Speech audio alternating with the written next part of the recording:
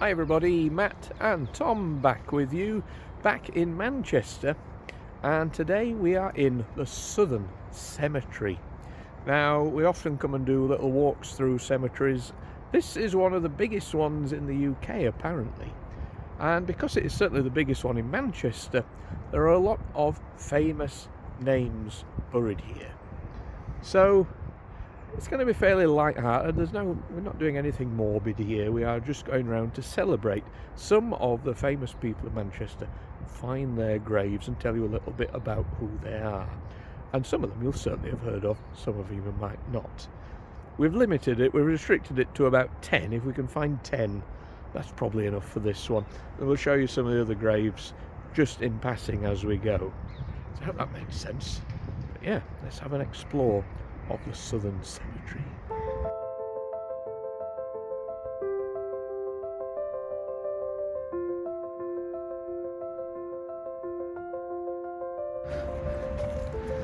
Alright, who have we found here? LS Lowry. LS Lowry the painter, and here's his name just on the side here. And interestingly, there are pencils and paintbrushes, As well as coins. as well as Coins. coins. Oh yeah, wow.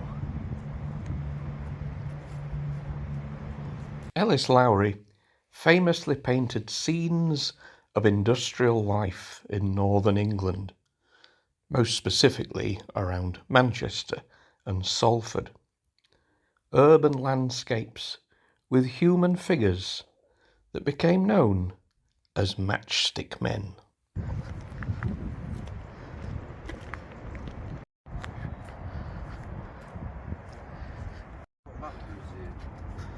Battle of Inkerman. Wow. The Inkerman caves were full of sharpshooters. Picking officers off. The 1st Royal Marine awarded the Victoria Cross. Colonel John Prettyjohns was a Royal Marine and the first to receive the Victoria Cross, the highest award for gallantry in the face of the enemy, whilst at the Battle of Inkerman during the Crimean War. He is still remembered today each year by the Royal Marines, who hold a procession each autumn in his memory. Next we have Alfred Marples, a former Conservative MP, Postmaster General and Minister of Transport. In his time as Minister of Transport, he oversaw the introduction of driving meters, the provisional driving licence, the MOT test, and single and double yellow lines. He died in July 1978.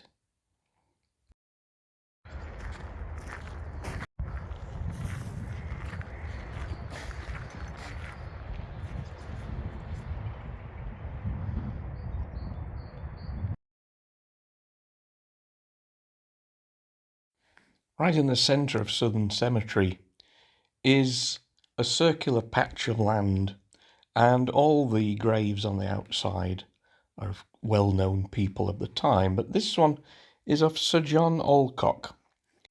He flew the first ever non-stop transatlantic flight in June 1919 from Newfoundland to Ireland, taking 16 hours and 12 minutes. Sadly, just a few months later, he was killed in a flying accident.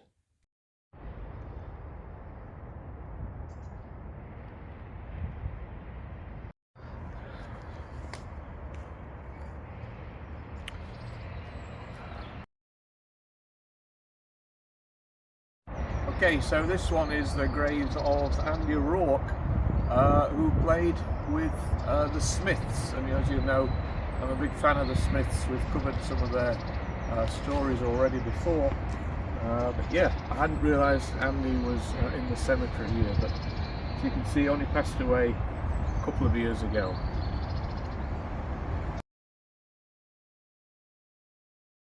So who have we got now? We've got Tony Wilson. Tony Wilson, broadcaster cultural catalyst.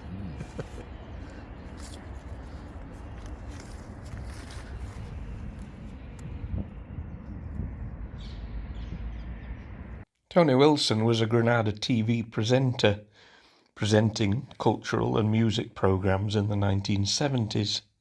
He later set up Factory Records, whose label included New Order, Happy Mondays and Joy Division.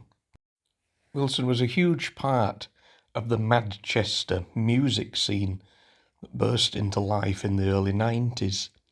He was also the founder of the Hacienda nightclub. He died in 2007. Next we have the tomb of John Rylands, former mill owner and Manchester's first recorded multimillionaire. He employed 15,000 people over his 17 mills. He was a very rich man, but gave his money for good causes, including an orphanage, homes for elderly women, Manchester's town hall, public baths and a library. He died in 1888. His wealth paid for the famous Rylands Library after he passed away.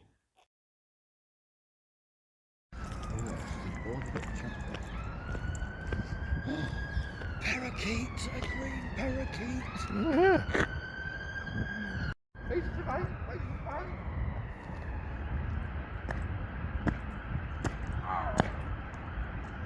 Okay, so this one, in memory of those who died as a result of an aircraft accident in Tenerife, 25th of April 1980.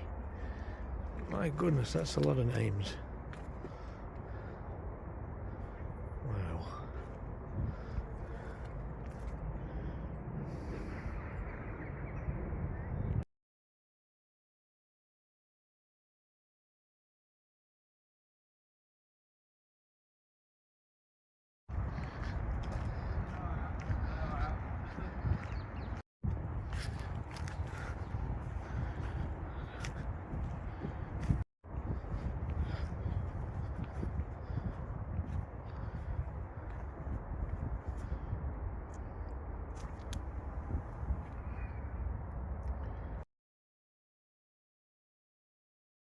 So this one is the gravestone of Jerome Caminada and his family.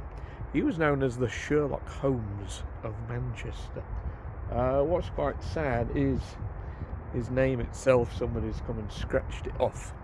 But he was kind of quite a famous police officer here in Manchester.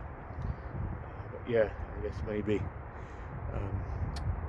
somebody, maybe who we locked up, family member, came and scribbled his name off. I'm not sure, but definitely a character worth finding. Described as Manchester's Sherlock Holmes, he spent 30 years on the police force and is said to have imprisoned 1,225 criminals. Passed away in 1914. I think Tom's found our next one. Another big name in the Manchester music scene was Robert Gretton. He was the manager of Joy Division and New Order. He was also the partner with Tony Wilson in both Factory Records and the Hacienda nightclub.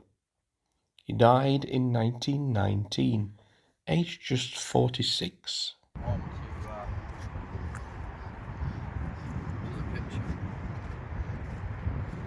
Oh, that's not him. No. Oh no, not 1924. So Tom had actually just found somebody with the same name.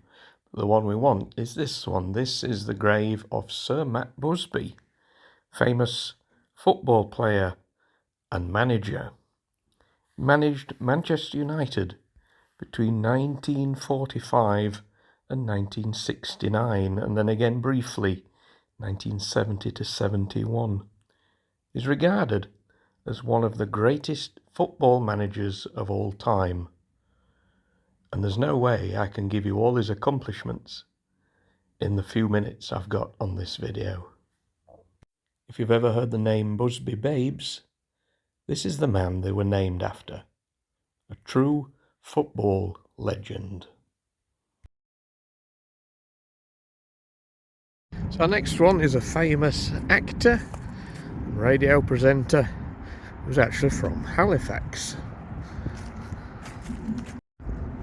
Who have we got here?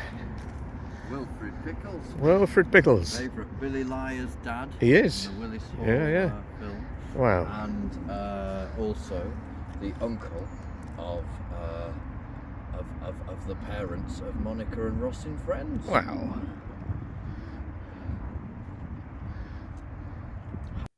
A radio and TV star, actor and comic from Halifax, Wilfred Pickles was originally a newsreader during World War II.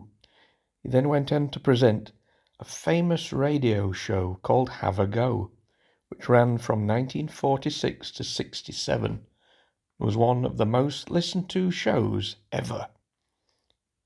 He was also, like Tom says, Billy Liar's father in the film. Passed away in 1978. Maria Jasnorzewska was a Polish poet and playwright.